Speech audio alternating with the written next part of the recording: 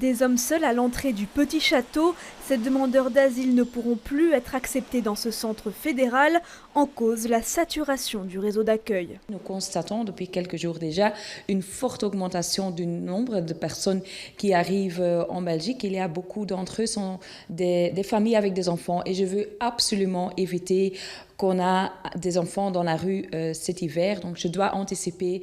Et c'est pourquoi j'ai pris la décision de réserver toutes les places disponibles chez FedAsile pour ces familles et ces enfants. Et cela signifie qu'on ne peut pas intégrer des hommes seuls dans le réseau de FedAsile pour la période à venir. La situation perdure depuis 2 ans. L'État belge a déjà été condamné pour mauvaise gestion de la crise d'accueil des réfugiés.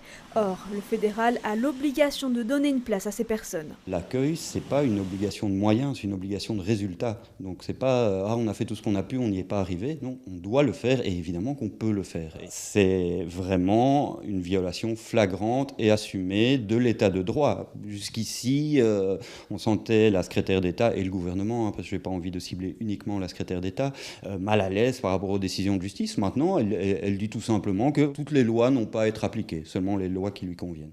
Une décision inattendue et incomprise du côté des acteurs de terrain. Ils redoutent l'augmentation des sans-abri dans la rue, comme par exemple à la gare du Midi. Cette décision qui est communiquée par effet d'annonce va avoir des conséquences énormes, surtout le bien vivre à Bruxelles. Parce que la majorité se retrouve à Bruxelles.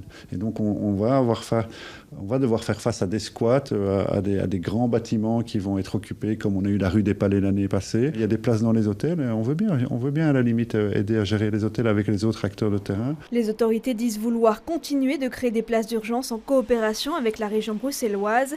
Une réforme du pacte européen sur la migration devrait permettre une répartition plus équitable des demandeurs d'asile.